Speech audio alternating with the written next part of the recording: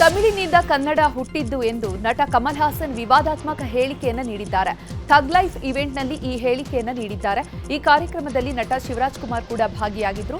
ಕಾರ್ಯಕ್ರಮದಲ್ಲಿ ಮಾತನಾಡುತ್ತಾ ಕನ್ನಡ ನಮ್ಮಿಂದ ಬಂದಿದ್ದು, ತಮಿಳಿಗಿಂತ ಕನ್ನಡ ಭಾಷೆ ಪುರಾತನವಾದದ್ದು ಅಂತ ಹೇಳಿದ್ದಾರೆ. ಇನ್ನು ಸದ್ಯ ಕಮಲ್ ಹಾಸನ್ ಹೇಳಿಕೆಗೆ ಸೋಷಿಯಲ್ ಮೀಡಿಯಾದಲ್ಲಿ ಭಾರಿ ಆಕ್ರೋಶ ವ್ಯಕ್ತವಾಗ್ತಾ ಇದೆ. ಇನ್ನು ರಾಜ್ಕುಮಾರ್ ಅಣ್ಣನಿಂದ ನಾನು ಶಿಸ್ತನ್ನ ಕಲಿತಿದ್ದೇನೆ. 60ರ ವಯಸ್ಸಿನಲ್ಲಿ ಬರೀ ದೇಹದಲ್ಲಿ ಅಣ್ಣವರು ನಟನೆಯನ್ನ ಮಾಡ್ತಾ ಇದ್ರು. ಅದೆಲ್ಲ ನಮಗೆ ಸ್ಫೂರ್ತಿ ಎಂದಿದ್ದಾರೆ ಕಮಲ್ ಹಾಸನ್.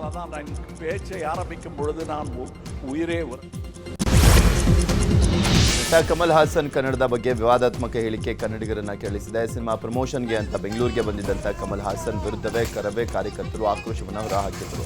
ನಿನ್ನೆ ರಾತ್ರಿ ನಡೀತಾ ಇದ್ದಂಥ ಕಾರ್ಯಕ್ರಮಕ್ಕೆ ಮುತ್ತಿಗೆ ಹಾಕಲಿಕ್ಕೆ ಪ್ರವೀಣ್ ಶೆಟ್ಟಿ ಬಡದ ಕಾರ್ಯಕರ್ತ ಯತ್ನಿಸಿದ್ರು. ಆದರೆ ಕಾರ್ಯಕರ್ತರು ಬರುವಷ್ಟರಲ್ಲಿ ಕಾರ್ಯಕ್ರಮ ಮುಗಿದಿತ್ತು. ಹೀಗಾಗಿ ಕರ್ನಾಟಕದಲ್ಲಿ ಕಮಲ್ ಹಾಸನ್ ಸಿನಿಮಾ ಬ್ಯಾನ್ ಮಾಡಬೇಕಾಗತ್ತೆ ಅಂತ ಎಚ್ಚರಿಕೆಯನ್ನು ಕೊಟ್ಟಿದ್ದಾರೆ.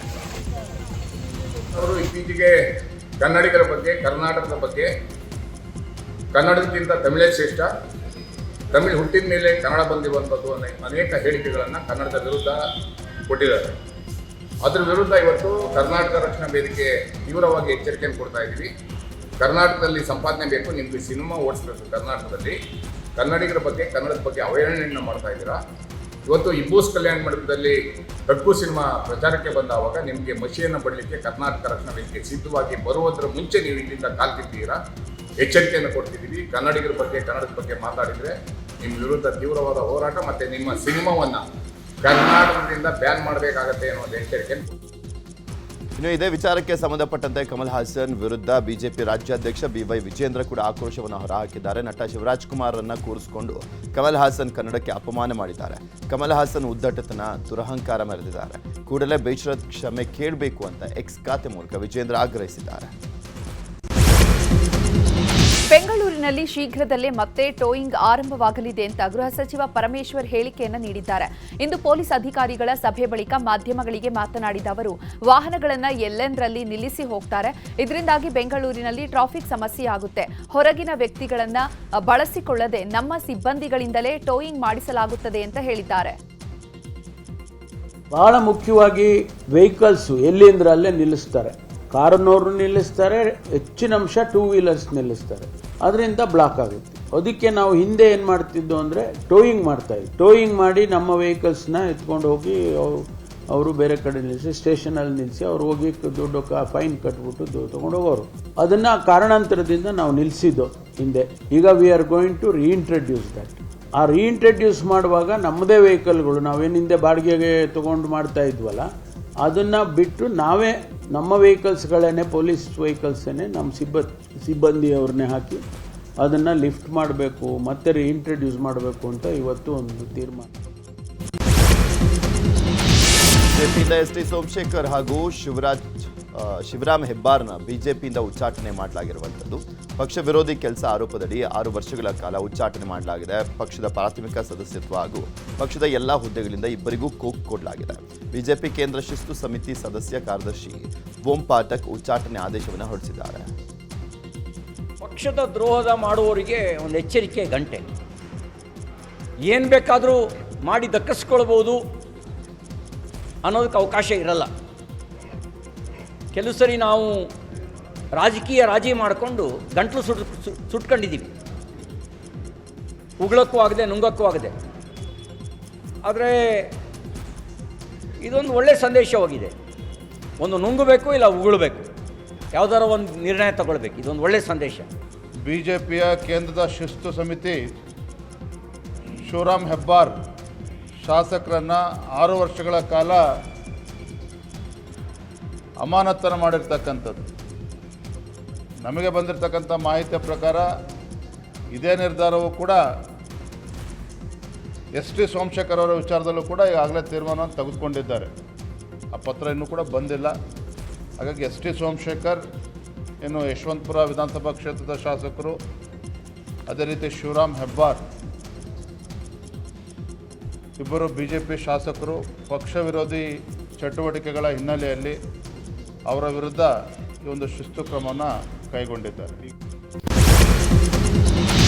ಬಿಜೆಪಿಯಿಂದ ನಮ್ಮನ್ನ ಉಚ್ಚಾಟನೆ ಮಾಡಿದ್ದೇ ಒಳ್ಳೆಯದಾಯ್ತು ಅಂತ ಎಸ್ಟಿ ಸೋಮಶೇಖರ್ ಹೇಳಿದ್ದಾರೆ. ನ್ಯೂಸ್ 18 ಜೊತೆ ಮಾತನಾಡಿದ ಸೋಮಶೇಖರ್, ಬಿಜೆಪಿ ಹೈಕಮಾಂಡ್ ನಾಯಕರಿಗೆ ನಾನು ಅಭಿನಂದನೆಯನ್ನ ಸಲ್ಲಿಸ್ತೇನೆ.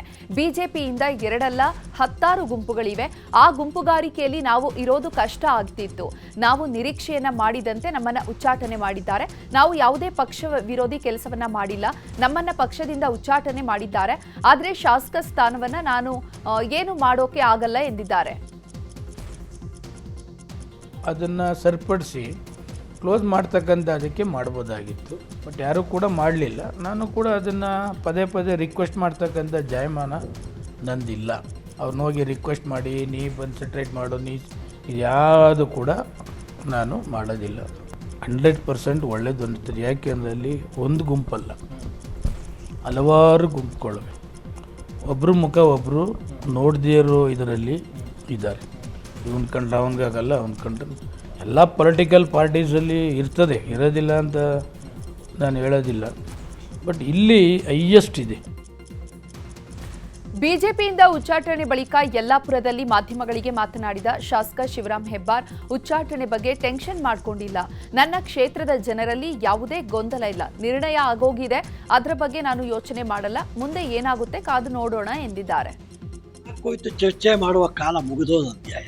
ಇವತ್ತು ನಾವು ಬಿಜೆಪಿ ಶಾಸಕರಲ್ಲ, ನಾವು ಸ್ವತಂತ್ರವಾಗಿದ್ದೇವೆ, ಫ್ರೀ ಬರ್ಡ್ ನಾವಿವತ್ತು. ಹಾಗಾಗಿ ನಮ್ಗೆ ಇವತ್ತು ಅಮಾವಾಸ್ಯೆ, ಎಲ್ಲ ದೋಷಗಳ ನಿವಾರಣೆ ಆಗಿದೆ ಅಂತ ಅಂದ್ಕೊಂಡಿದ್ದೀನಿ. ದೋಷ ನಿವಾರಣೆಯಾಗಿ ಸ್ವಚ್ಛ ಮನುಷ್ಯನಾಗಿ ಇವತ್ತು ಬಿಜೆಪಿಯಿಂದ ಹೆಬ್ಬಾರ್ ಸೋಮಶೇಖರ್ ಉಚ್ಚಾಟನೆ ಬಗ್ಗೆ ವಿಜಯಪುರದಲ್ಲಿ ಮಾತನಾಡಿರುವಂತೆ ಶಾಸಕ ಯತ್ನಾಳ್ ಅವರಿಬ್ಬರಿಗೂ ವಿಜೇಂದ್ರ ಬೆಂಬಲ ನೀಡಿದ್ದ. ನಿಮಗೆ ಏನು ಸಮಸ್ಯೆ ಆಗೋದಿಲ್ಲ ಅಂತ ಭರವಸೆ ಕೊಟ್ಟಿದ್ದ. ಆದರೂ ಇವತ್ತು ಇಬ್ಬರನ್ನ ಕೂಡ ಉಚ್ಚಾಟನೆ ಮಾಡಿದ್ದಾರೆ. ವಿಜೇಂದ್ರ ಆಟ ನಡೆಯಲ್ಲ ಅನ್ನೋದು ಗೊತ್ತಾಗಿದೆ. ನಾವು ಹೇಳಿದಂತೆ ಕೇಳಿ ನಿಮಗೇನು ಆಗಲ್ಲ ಅಂತ ವಿಜೇಂದ್ರ ಭರವಸೆಯನ್ನ ಕೊಟ್ಟಿದ್ದ. ಆದರೆ ಹೈಕಮಾಂಡ್ ಇವತ್ತು ಕ್ರಮ ಕೈಗೊಂಡಿದೆ ಅಂತ ಏಕವಚನದಲ್ಲಿ ವಾಗ್ದಾಳಿ ಮಾಡಿದ್ರು. ಅವ್ರನ್ನ ರಕ್ಷಣೆ ಮಾಡ್ಬೇಕಂತೇಳಿ ವಿಜೇಂದ್ರ ಭಾಳ ಪ್ರಯತ್ನ ಮಾಡದ. ನಮ್ಮನ್ನು ಹೊರಗೆ ಹಾಕ್ಬೇಕಂತ ಭಾಳ ಪ್ರಯತ್ನ ಮಾಡಿದ್ದ, ಯಶಸ್ವಿಯಾಗಿದ್ದ. ಈಗ ಅವನ್ನ ಉಳಿಸೋಲಕ್ಕೆ ಪ್ರಯತ್ನ ಮಾಡಿದ್ದ, ವಿಫಲ ಆದ. ವಿಜೇಂದ್ರನ ಅತ್ಯಂತ ಅವರು ಆತ್ಮೀಯರು. ವಿಜೇಂದ್ರ ಜೊತೆಗೆ ನಿಮಗೇನೂ ಆಗೋದಿಲ್ಲತ್ತ ಅವರು ಭರವಸೆ ಕೊಟ್ಟಿದ್ದರು. ಯತ್ನಾಳ್ ಅಷ್ಟೇ ಹೊರಗೆ ಹಾಕ್ತೀವಿ, ಉಳ್ಕಿದವ್ರು ಹಾಕೋದಿಲ್ಲ. ನೀವೆಲ್ಲ ಸಾಕಷ್ಟು ನಮ್ಮ ಜೊತೆಗಿದ್ದೀರಿ. ನಾವು ಯಾವಾಗ ಎಲ್ಲಿ ಓಟ್ ಹಾಕಂದಿರಿ ಅಲ್ಲಿ ಹಾಕಿರಿ. ಭಾಳ ಸಮಾಧಾನ ಇದ್ದತ್ತು ವಿಜೇಂದ್ರ ಮತ್ತು ಅವ್ರ ಪೂಜ್ಯ ತಂದೆಯವ್ರು ಹೇಳಿದರು. ಆದರೆ ಕೇಂದ್ರ ವರಿಷ್ಠ ಮಂಡಳಿ ಯತ್ನಾಳ್ ಮ್ಯಾಗ ತೊಗೊಂಡ ಕ್ರಮ ಅವ್ರಿಗೂ ಭಾಳ ಅಸಂತೃಪ್ತಿ ಇತ್ತು. ಅದಕ್ಕೆ ಇದನ್ನು ಎರಡಕ್ಕೂ ಒಂದು ಪರಿಹಾರ ಕಂಡುಹಿಡ್ಬೇಕಂತೇಳಿ ಇದೊಂದು ಕ್ರಮ ವಿಜೇಂದ್ರನ ಒಂದು ಸ್ಪಷ್ಟವಾದ ಸಂದೇಶ ಕೊಡಲಿಕ್ಕೆ ಕೇಂದ್ರ ಹೈಕಮಾಂಡ್. ಬಿಜೆಪಿ ಪಕ್ಷದಿಂದ 6 ವರ್ಷ ಎಸ್ಟಿ ಸೋಮಶೇಖರ್ ಉಚ್ಚಾಟಿತರಾಗಿದ್ದಾರೆ. ಇದೀಗ ಮತ್ಯಾವ ಪಕ್ಷ ಸೇರಲಿದ್ದಾರೆ ಅನ್ನೋ ಕುತೂಹಲ ಹೆಚ್ಚಾಗಿದೆ.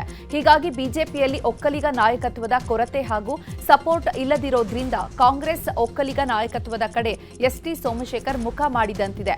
ಒಕ್ಕಲಿಗ ಶಾಸಕರನ್ನ ವಿಶ್ವಾಸಕ್ಕೆ ತೆಗೆದುಕೊಳ್ಳುವಲ್ಲಿ ಬಿಜೆಪಿ ನಾಯಕರು ವಿಫಲರಾಗಿದ್ದಾರೆ. ರಾಜ್ಯ ಬಿಜೆಪಿಯ ಒಕ್ಕಲಿಗ ನಾಯಕರಲ್ಲೇ ಒಗ್ಗಟ್ಟು ಇಲ್ಲ. ಹೀಗಾಗಿ ತಮ್ಮ ಭವಿಷ್ಯದ ದೃಷ್ಟಿಯಿಂದ ಕಾಂಗ್ರೆಸ್ನಲ್ಲಿ ಡಿಸಿಎಂ ಡಿಕೆಶಿಯಂತಹ ಒಕ್ಕಲಿಗ ನಾಯಕತ್ವದ ಜೊತೆ ಹೋಗಲು ಮುಂದಾಗಿದ್ದಾರೆ ಎನ್ನಲಾಗ್ತಾ ಇದೆ. ಹೆಬ್ಬಾರ್ ನಡೆ ಕೂಡ ನಿಗೂಢವಾಗಿದೆ. ಮುತ್ತುರತ್ನಗಳು ಬಿಜೆಪಿಯಲ್ಲೇ ಇರಲಿ ಅಂತ ಶಾಸಕ ಪ್ರದೀಪ್ ಈಶ್ವರ್ ವ್ಯಂಗ್ಯವಾಡಿದ್ದಾರೆ. ಶಾಸಕ ಹೆಬ್ಬಾರ್ ಹಾಗೂ ಸೋಮಶೇಖರ್ ಅವರ ಉಚ್ಚಾಟನೆ ವಿಚಾರವಾಗಿ ಮಾತನಾಡಿರುವಂಥ ಪ್ರದೀಪ್ ಈಶ್ವರ್ ಅವರಿಬ್ಬರು ನಮ್ಮ ಜೊತೆ ಇದ್ದಾರೆ ಅಂತ ಜಿಗುಪ್ಸೆಯಿಂದ ಉಚ್ಚಾಟನೆ ಮಾಡಿದ್ದಾರೆ. ವಿಜೇಂದ್ರ, ಕುಮಾರಸ್ವಾಮಿ, ಅಶೋಕ್ ಬಿಟ್ಟು ಯಾರು ಬೇಕಾದರೂ ನಮ್ಮ ಪಕ್ಷಕ್ಕೆ ಬರ್ಬೋದು. ಮುತ್ತುಗಳು ರತ್ನಗಳು ಅಲ್ಲೇ ಇರಲಿ, ವಜ್ರಗಳು ವೈಡೂರ್ಯಗಳು ನಮ್ಮಲ್ಲಿಗೆ ಬರಲಿ ಅಂತ ಹೇಳಿದ್ದಾರೆ. ನಮ್ಮ ಜೊತೆನೇ ಇದ್ರಲ್ಲ, ನಮ್ಮ ಜೊತೆನೇ ಇದ್ದರು. ಸೋಮಶೇಖರಣ್ಣ ಎಲ್ಲ ಮಾಡಲಿ, ಬಿ ಜೆ ಪಿಯವರು ಅವರು ಬೇಜಾರಾಗಿ ಮಾಡ್ತಾಯಿದ್ರೆ ಅವರಿಬ್ಬರು ನಮ್ಮ ಜೊತೆನೇ ಇರೋದು. ಈಗ ಮತ್ತೆ ನಮ್ಮ ಪಾರ್ಟಿಗೆ ಬಂದಾಗಿದೆ. ಅವರು ನಮ್ಮ ಜೊತೆ ಇದ್ದಾರೆ, ನಮ್ಗೆ ಓಟ್ ಹಾಕಿದ್ದಾರೆ, ನಮ್ಮ ಜೊತೆ ಇದ್ದಾರೆ. ಬಟ್ ಅವ್ರು ಪಾಪ ಅವ್ರು ಫ್ರಸ್ಟ್ರೇಟ್ ಆಗಿ ಬಿ ಜೆ ಪಿಯವರೇನೋ ಉಚ್ಚಾಟನೆ ಮಾಡ್ತಿದ್ದಾರೆ, ಮಾಡಲಿ ಅಂತ. ಈಗ ಇವರಿಬ್ಬರನ್ನೂ ಮಾಡಿದ್ರೆ ಇನ್ನೊಂದು 5-10 ಜನ ಬಂದರೆ ಏನು ಮಾಡ್ತಾರೆ ಅಂತ. ವಿಜೇಂದ್ರ, ಅಶೋಕ್ ಅವರು, ಕುಮಾರಸ್ವಾಮಿ ಅವ್ರು ಬಿಟ್ಟು ಯಾರು ಬೇಕಾದರೂ ಅಲ್ಲಿಂದ ಬರ್ಬೋದು. ಆವಾಗ ಅವ್ರು ಏನು ಮಾಡ್ತಾರಂತೆ, ಯಾರು ಬರ್ತಾರೆ ಅಂತ ನನಗೆ ಗೊತ್ತಿಲ್ಲ. ನಮ್ಮ ಡಿ ಕೆ ಸಾಹೇಬ್ರನ್ನ ಕೇಳಿ. ಐಸಿಸಿ ಪ್ರಧಾನ ಕಾರ್ಯದರ್ಶಿಗಳಾದ ಕೆಸಿ ವೇಣುಗೋಪಾಲ್ ಮತ್ತು ರಣದೀಪ್ ಸಿಂಗ್ ಸುರ್ಜೇವಾಲಾ ಬೆಂಗಳೂರಿಗೆ ಆಗಮಿಸಿದ್ದಾರೆ. ಬೆಂಗಳೂರಿನ ಖಾಸಗಿ ಹೋಟೆಲ್ನಲ್ಲಿ ಇಬ್ಬರು ನಾಯಕರು ವಾಸ್ತವ್ಯ ಹೂಡಿದ್ದಾರೆ. ನಿನ್ನೆ ತಡರಾತ್ರಿ ಇಬ್ಬರನ್ನು ಭೇಟಿಯಾದ ಡಿಸಿಎಂ ಡಿಕೆ ಶಿವಕುಮಾರ್ ಕೆಲಕಾಲ ಚರ್ಚೆ ನಡೆಸಿದ್ದಾರೆ. ಭೇಟಿ ವೇಳೆ ಪಕ್ಷ ಸಂಘಟನೆ ಸೇರಿದಂತೆ ಅನೇಕ ವಿಚಾರಗಳ ಕುರಿತು ಹೈಕಮಾಂಡ್ ನಾಯಕರಿಗೆ ಮಾಹಿತಿಯನ್ನು ನೀಡಿದ್ದಾರೆ ಎನ್ನಲಾಗಿದೆ. ಪಾಕ್ ವಿರುದ್ಧ ಯುದ್ಧ ವಾಪಸ್ ಪಡೆದ ಕೇಂದ್ರ ಸರ್ಕಾರದ ವಿರುದ್ಧ ಜನಾಂದೋಲನಕ್ಕೆ ಕಾಂಗ್ರೆಸ್ ಮುಂದಾಗಿದೆ. ಇಂದು ಜೈ ಹಿಂದ್ ಕಾರ್ಯಕ್ರಮ ಹಮ್ಮಿಕೊಂಡಿರುವಂತಹ ರಾಜ್ಯ ಕಾಂಗ್ರೆಸ್ 2,000 ನಿವೃತ್ತ ಸೈನಿಕರಿಗೆ ಆಹ್ವಾನವನ್ನು ಕೊಟ್ಟಿದ್ದಾರೆ. ಯುದ್ಧವನ್ನು ಹಿಂಪಡೆದ ಕೇಂದ್ರದ ವೈಫಲ್ಯಗಳ ಬಗ್ಗೆ ತಿಳಿ ಹೇಳಲಿದ್ದಾರೆ. ಕೆಪಿಸಿಸಿ ಪ್ರಧಾನ ಕಾರ್ಯದರ್ಶಿ ಕೆಸಿ ವೇಣುಗೋಪಾಲ್, ರಾಜ್ಯ ಉಸ್ತುವಾರಿ ರಣದೀಪ್ ಸಿಂಗ್ ಸುರ್ಜೇವಾಲಾ, ಸಿಎಂ ಸಿದ್ದರಾಮಯ್ಯ, ಡಿಸಿಎಂ ಡಿಕೆಶಿ ಭಾಗಿಯಾಗಲಿದ್ದಾರೆ. ಕೋಲಾರ ಚಿಕ್ಕಬಳ್ಳಾಪುರ ಡಿಸಿಸಿ ಬ್ಯಾಂಕ್ ಮೇಲೆ ಲೋಕಾಯುಕ್ತ ಅಧಿಕಾರಿಗಳು ದಾಳಿ ಮಾಡಿದ್ರು. ನಕಲಿ ಸಂಘಕ್ಕೆ ಸಾಲ ಮಂಜೂರು ಮತ್ತು ಬಡ್ಡಿ ಮನ್ನಾ ಹಣ ದುರುಪಯೋಗ ಮಾಡಿಕೊಂಡಿರುವ ಆರೋಪ ಕೇಳಿ ಬಂದಿದ್ದ ಹಿನ್ನೆಲೆ ದಾಳಿ ಮಾಡಲಾಗಿತ್ತು. ಈ ಬಗ್ಗೆ ಲೋಕ ಅಧಿಕಾರಿಗಳು ಮಾಹಿತಿಯನ್ನು ನೀಡಿದ್ದು, ಚಿಕ್ಕಬಳ್ಳಾಪುರ ಜಿಲ್ಲೆ ಚಿಂತಾಮಣಿ ತಾಲೂಕಿನ ಡಿಸಿಸಿ ಬ್ಯಾಂಕ್ ಹಾಗೂ 7 ಸಹಕಾರಿ ಸಂಘಗಳಲ್ಲಿ ಗೋಲ್ಮಾಲ್ ನಡೆದಿದೆ ಎನ್ನಲಾಗ್ತಾ ಇದೆ. ಇದರಿಂದಾಗಿ ಬ್ಯಾಂಕಿಗೆ ಒಟ್ಟು 11 ಕೋಟಿ ನಷ್ಟ ಆಗಿದೆ. ಈ ಬಗ್ಗೆ ವಿಚಾರಣೆ ನಡೀತಾ ಇದೆ ಎಂದಿದ್ದಾರೆ.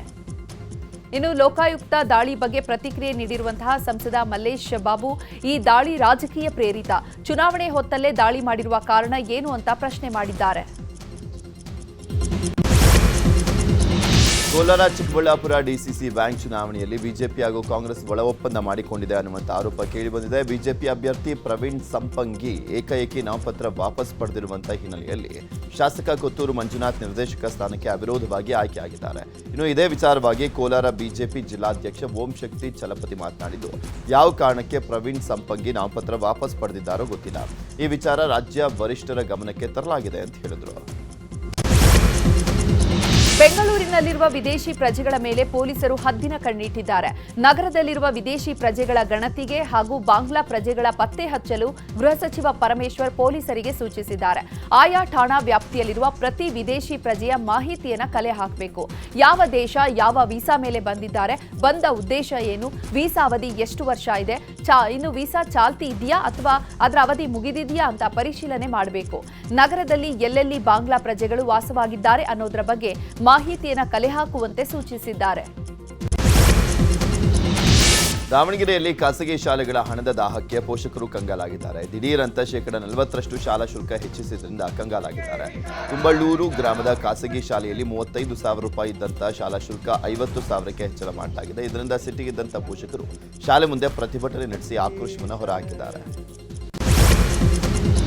ಕೊಪ್ಪಳದಿಂದ ಭಾಗ್ಯನಗರಕ್ಕೆ ಸಂಪರ್ಕ ಕಲ್ಪಿಸುವಂತಹ ರಸ್ತೆ ಗುಂಡಿಗಳಿಂದ ಕೂಡಿದೆ. ನಿತ್ಯ ಸಾವಿರಾರು ವಾಹನಗಳು ಓಡಾಡುವಂತಹ ರಸ್ತೆಯಲ್ಲಿ ಗುಂಡಿಗಳು ಬಿದ್ದು ವಾಹನ ಸವಾರರು ಪರದಾಡುವಂತಾಗಿದೆ.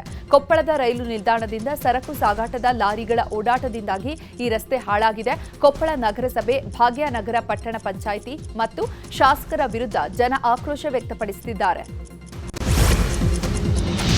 ಬ್ಲಾಕ್ನಲ್ಲಿ ಐಪಿಎಲ್ ಟಿಕೆಟ್ ಮಾರಾಟ ಮಾಡ್ತಾ ಇದ್ದಂಥ ಇಬ್ಬರನ್ನ ಪೊಲೀಸರು ಬಂಧಿಸಿದ್ದಾರೆ. ಸೋಮಪುರ ವಂಶಿ ಹಾಗೂ ಶೇಖ್ ಅಹಮದ್ ದುಬಾರಿ ಬೆಲೆಯ ಆರ್ಸಿಬಿ ಮತ್ತು ಕೆಕೆಆರ್ ಪಂದ್ಯದ ಟಿಕೆಟ್ ಅನ್ನು ಬ್ಲಾಕ್ನಲ್ಲಿ ಮಾರಾಟ ಮಾಡ್ತಾ ಇದ್ರು. ವಿಷಯ ತಿಳಿದ ಪೊಲೀಸರು ಇಬ್ಬರನ್ನ ಬಂಧಿಸಿದ್ದು 20 ಟಿಕೆಟ್ ಅನ್ನು ವಶಕ್ಕೆ ಪಡೆದಿದ್ರು. ಇಬ್ಬರ ವಿರುದ್ಧವೂ ಬೆಳ್ಳಂದೂರು ಹಾಗೂ ಕಮರ್ಷಿಯಲ್ ಸ್ಟ್ರೀಟ್ ಪೊಲೀಸ್ ಠಾಣೆಯಲ್ಲಿ 2 ಪ್ರತ್ಯೇಕ ಪ್ರಕರಣ ದಾಖಲಾಗಿತ್ತು. ಆದರೆ ಟಿಕೆಟ್ ಮಾರಿದ ಬಳಿಕ ಅದನ್ನು ವರ್ಗಾಯಿಸಬಾರದು ಅನ್ನುವಂಥ ನಿಯಮವಿಲ್ಲ ಅಂತ ಪಂಜಾಬ್ ಹೈಕೋರ್ಟ್ ತೀರ್ಪು ಉಲ್ಲೇಖಿಸಿ ಎಫ್ಐಆರ್ ರದ್ದು ಮಾಡಿದೆ ಕರ್ನಾಟಕ ಹೈಕೋರ್ಟ್. ಹುಬ್ಬಳ್ಳಿಯ ಬೆಂಡಿಗೇರಿ ಠಾಣೆಯ ಪೊಲೀಸರು ಭರ್ಜರಿ ಕಾರ್ಯಾಚರಣೆ ನಡೆಸಿದ್ದಾರೆ. ಗಾಂಜಾ ಮಾರಾಟ ಮಾಡ್ತಾ ಇದ್ದ 3ರನ್ನ ಬಂಧಿಸುವಲ್ಲಿ ಯಶಸ್ವಿಯಾಗಿದ್ದಾರೆ. ಹಾವೇರಿಯ ಮಹಮ್ಮದ್ ಶಾಯೀದ್ ಎಲಿಗಾರ, ರೆಹಮಾನ್ ಬೇಗ್ ಸವಣೂರ, ನಿಸಾರ್ ಅಹಮದ್ ನಾಯಕ್ರನ್ನ ಬಂಧಿಸಿದ್ದು 12.64 ಲಕ್ಷ ರೂಪಾಯಿ ಮೌಲ್ಯದ 10.5 ಕೆಜಿ ಗಾಂಜಾ ಜಪ್ತಿ ಮಾಡಲಾಗಿದೆ. ಜೊತೆಗೆ 3 ಮೊಬೈಲ್ ಫೋನ್, 1 ಕಾರ್ ಮತ್ತು ಆಟೋವನ್ನು ವಶಕ್ಕೆ ಪಡೆದಿದ್ದಾರೆ.